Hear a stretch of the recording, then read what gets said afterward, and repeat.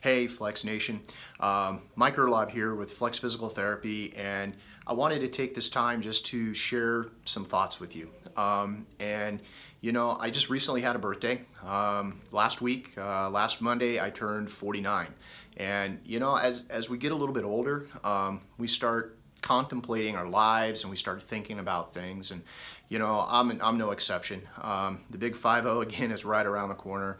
One more year left in my 40s, and so it just got me thinking. It got me thinking about myself and my overall health, and of course, guess what? My driver's license, it had to be renewed. That week, the week before, I went into the DOT and went to go get my driver's license renewed, and of course, you guys, you know how long that takes.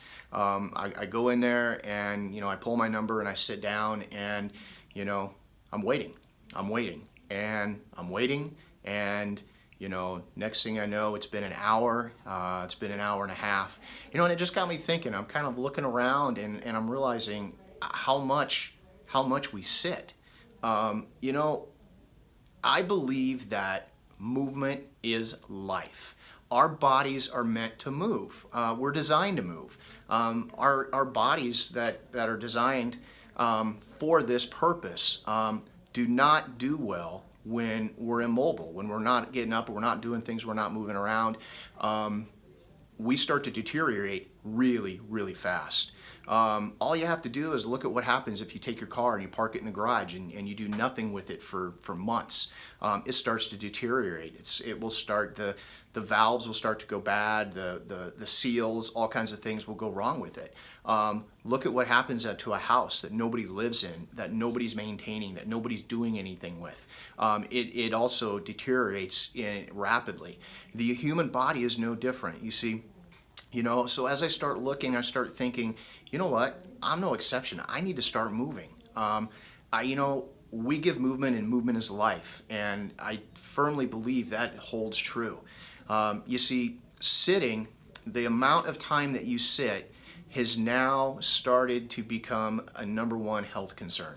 I know we're all worried about coronavirus and we're worried about all these other things in our world, but you can't control that. You can't control what goes on elsewhere in the world. But what you can control is you can control how much you sit. Think about it. Most of us, we get up and we go to work and we sit in the car and we drive maybe 20, 30 minutes to work. We go into the office, we sit down, we sit at the desk. How often do you actually get up and take a little work break and do a couple of movements to get the blood flowing? Then we go home, we drive 20, 30 minutes back home, and after an 8-hour workday, of course, we're tired and exhausted. Well, of course we are, because we've been sitting, and that sitting starts to wear down your body. And so then what happens, you go home, maybe you eat dinner, you sit on the couch, and again, even if you're working out on a regular basis, that's still not enough to negate all of the negative health effects that are associated with the amount of sitting that we do in our society. We've now entered the informational age. Everything is computerized. Everything is on our tablets, our phones. So we're constantly sitting more and more. This is resulting in increased heart disease, increased weight gain, increased type 2 diabetes, increased cardiovascular disease, increased risk of stroke. Not to mention all of the orthopedic issues. I'm seeing more and more people with neck and shoulder pain, all related to the amount of sitting, looking at their iPhones and their tablets and their computers that they're doing. The episodes of low back pain are just increasing more and more, and that's directly related to the sitting, the load on the spine, the tightening of the psoas muscle, which is creating that compression on the spine. This is all preventable. We just have to get up and move.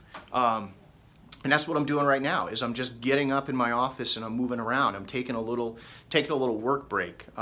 Going to do a few movements and get my blood kind of moving a little bit. It doesn't take much. We just have to break up the day. Again, we're designed to move, and that's the thought that I wanted to share with you, is just move, get up, do something. do a couple stretches, break up that work day, break up that monotony. If you have the choice to walk instead of sitting, or to stand, do that. If you're able to get up and use a stand-up desk, that makes a huge difference. Just getting out of that seated position, letting your hip flexors stretch out, your spine stretch out, your shoulder and back stretch out and become, more flexible again. This is all I'm going to be sharing in the next week or so, sharing some of my top tips on movements that you can do during your workday, which will help negate some of these effects of the amount of sitting. So until next time, stay strong, keep moving. We give movement, and movement is life. And if you'd like to know more, about the things that you can do, movements that you can do, stretches that are going to be helpful for you. If you're currently having any pain issue in your hips, your lower back, your shoulder, or your neck, please click on the link in this post. That takes you directly to the sign-up page for our breakthrough exams, which we're now doing for $27. Also, please, if this has meant anything to you, please share this with your family or friends. We got to get the message out.